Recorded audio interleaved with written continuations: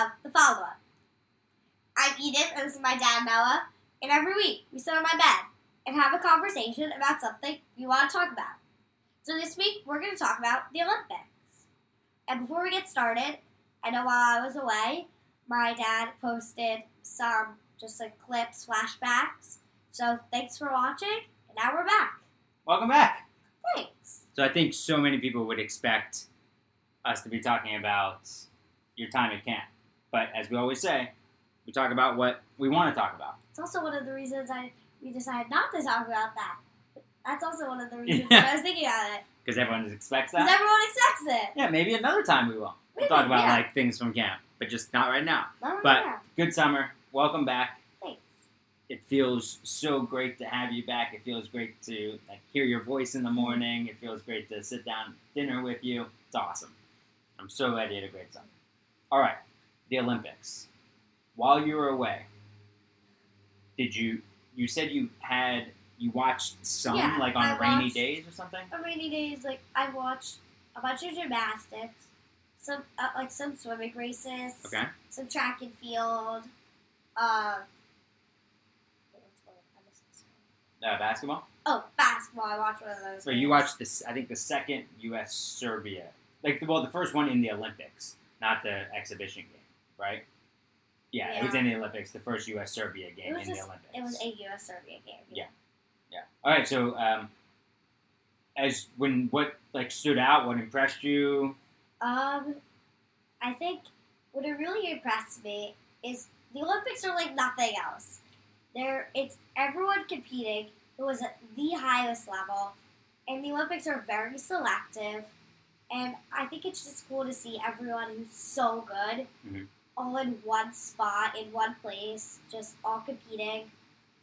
Especially everyone's so notable, but the people especially Simone Biles, who I think I really watched out for, or actually I don't really know. Or Katie Ledecky. Katie Ledecky, or runners like Noah Lyles, and people like that. Yep. Just and I think those when I watched them, I was really trying to look for them, people I remember, and just watch everyone in the competition. Yeah, so I think that type of hype beforehand really helps out the Olympics. So I think the more they can do to put these athletes in the spotlight throughout the year gets people up for the Olympics. So they're following their stories, and that helps. Especially some of the sports that I feel don't get recognized as much. Especially in the U.S., basketball is a huge sport, and football get all these people's attention. But there's some sports that really only get a lot of people to notice at the Olympics, which is every 4 years. Right, and imagine the pressure on the athletes to be preparing for these 4 years, and then maybe they get to the U.S. trials or their country's trials, and they're cut because they didn't make the score. It's not like in these basketball teams, you're chosen. Yeah. So say Simone Biles was the best gymnast in the world, okay? Top ranked gymnast. Went to the U.S. trials and failed. Didn't have high enough scores. That's just sad. Then she doesn't make the team. So it's not just good enough to be the top ranked. You then still have to perform, and you've come back with a cough. You still have to be there to perform to get those top spots in the trials and then in the Olympics. And you've put your heart and soul and time and money, everything into, sometimes in swimming, into one race that lasts 20 seconds. All your whole life has been towards this moment, and then it's you can only control what you can control. Yeah, but then I think it's just at the Olympics, what stands out so much is just I think it's even in the opening. You're gonna try not to say as much now that you're back. Yes. Great, thank you. Especially in even the opening and closing ceremonies, and which we need to still watch the closing ceremonies. And when even just before the match, or when you for runners, when or in swim, when you all see them at the wall, or Mhm. when they're getting ready, it's cool to see everyone there who they're all top in their countries. Yeah. And I think it's really cool to see them all in one place at one time. Everyone who's worked so hard. And it's not like there's one best runner who's going to defeat everyone. I mean, there might be in that race, but all of it's not one person competing against someone who's like so far down. They're all pretty much they're all the best. And I think it's so cool to see that all at one time just for a few weeks. But it's the best of the best. Mm-hmm. Like in like when you watch an NBA game, you could see Steph Curry on the floor, like on the Warriors game. Steph Curry on the floor, and on the other team on the floor at the same time is the guy who might be the 350th best basketball player in the world. Like that person's not making the Olympic team, or like the 350th best runner in the world is not making they're still a great runner. Yeah, but they're not making the Olympics. The Olympic team, though. Right, exactly. They could. Oh, they could, yeah, but probably not. Yeah, exactly. So, and I also felt like the pageantry is always awesome. And the pageantry, so all of the, as you said, like the opening, closing ceremonies, the pomp and circumstance, the decoration, and I like that. I really like when the athletes get into trading pins, and think it's cool they go to other sports and see, like Anthony Edwards from the USA men's basketball team he got really into ping pong, and you probably didn't see this, but right before the opening ceremonies, he said to Steph, and then Steph called over 3 women from the U.S. ping pong team and said, like, Ant thinks he could play with you, ping pong. And the girl said he wouldn't get a point. Like, I beat him 21-0. And he said, I'm nice, I'm good at it. And she was like, people do this to me all the time. Trust me, you won't get a single point off me. Yeah, I don't care how good you think you are. But now, I would watch that. If you put that on TV at some point during the year, I would watch. That's entertaining. I would watch Anthony Edwards. I would watch that. Sure, and the sponsor should then pay, because the ping pong player, she's not making much money. So in her in her athletic endeavors, I don't know what she does out of it, but then a sponsor can pay her a lot of money. It'd be great. What's funny is she might not get a point against Anthony Edwards in basketball. Right, of course not. But he might not get a point against him in ping pong. So, but that's funny. Right, but they're both world-class athletes. Great at their own sports. Mm-hmm. Yeah. So today we watched. I honestly was not paying much attention to the women's basketball because they've won every gold since they won bronze in '92.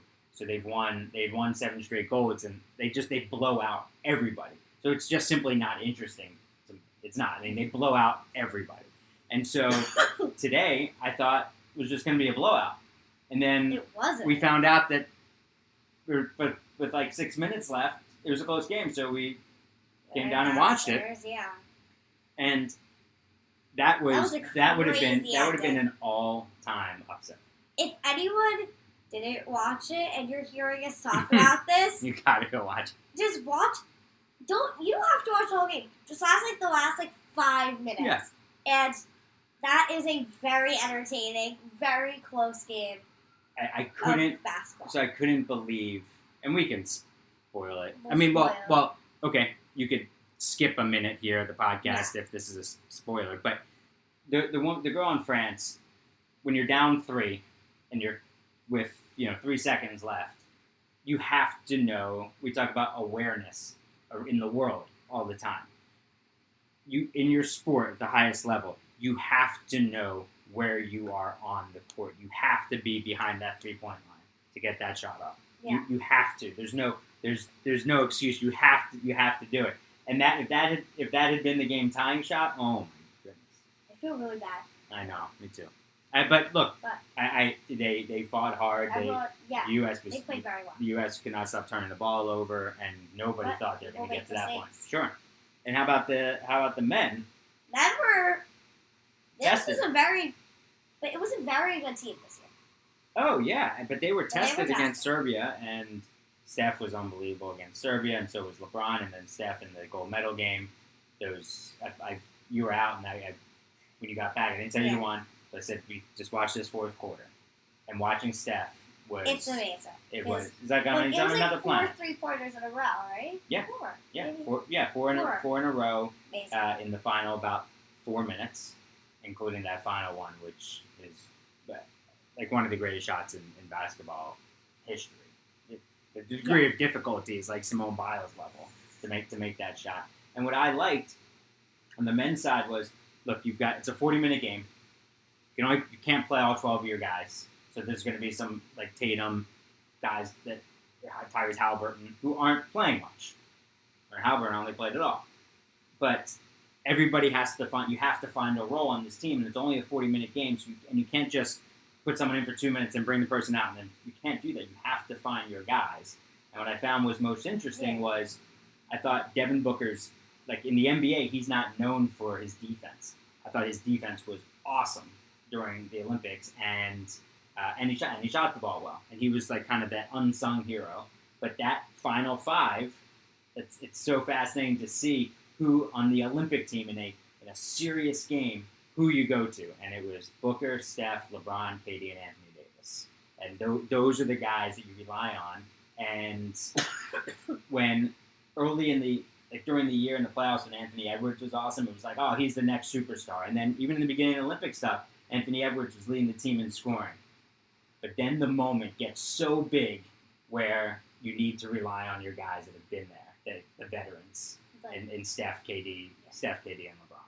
Yeah, and it's just to see those guys do that at that age and still take such joy in it I think is just awesome. And what I think is really cool to see them like together, because like sometimes it'll be like, oh, Katie and Steph, like they're two different teams. Oh, they're playing against each other. But they were teammates. Well, they were. They were, yeah, but like yeah. now they play against each other. Like Katie and LeBron. It's like, oh, I can't wait to watch those two. But then you're seeing them play together, and now they're teammates, and I think that's pretty cool. I agree, and like I loved seeing like Katie and Booker are teammates, but the game is different. It's a different game. You're all teammates, right? And you're not Suns teammates anymore. Right, exactly. You're the USA 2024 Olympics. It is, and it's awesome. And I love seeing like there was a play in I think it was the Serbia game, I think, and they all knew like at the end of that game, as great as Steph was, they needed a bucket. Like they just knew like Durant's our guy. Like and Joel Embiid, who was really good down the stretch of that game, came up to set a pick, like to help out KD. Now, and to run a pick and roll, and maybe Joel would get the ball back. And you could see the guys on the bench, the coach, and also like KD say, "Get away from me! Like I'm good. I'm like you're not getting like." And Joel Embiid's never heard that before in his life. And KD's like, I'm good. You get away from me. I'm good. You're not getting the ball." And then he rises up and hits the shot. It was like you only see that in these types of games. And in certain plays, Steph, KD, and LeBron would all touch the ball in like with some beautiful passing, and it's just amazing to see those guys in a high pressure situation playing like that. Yeah. So it's so cool. Yeah, it's so cool. Also cool to see Wemby in those situations too. Yeah. Future of the league. Yeah. And him as a rookie, but playing in the Olympics. I mean, he'd been playing before, but that's pretty cool. Yeah, 20 years old, and he took him to the gold medal game in his home country. Yeah. It was impressive. One thing, I a friend of mine who was there in Paris. I posted this video of rhythmic gymnastics. Okay, and you see it was a girl out there like waving like a ribbon, but doing like awesome gymnastic moves. And I text her, and she has a daughter, and I text her. I said, "This is the event that as like we see our daughters and think, oh yeah, maybe they could do that because they're just like going like this with the ribbon, and like you dance around all the time, and then you actually watch the event, and you're like, oh, oh, she's doing flips and like all this other crazy stuff. Like, oh no, she spends 12 hours a day every single day doing that. Yeah, doing that. Yeah. All right. Well, again, great to have you back. And you are going to be going. So we started this when you were 5. You're going to be 10 in October. We started this when you were in kindergarten. You're starting 5th grade this year. A new middle school, a new school. I feel like we're gonna have a lot. We're gonna have a lot to talk about. A lot of new things to talk about. Yeah. Get ready for some new things. All right, I love you.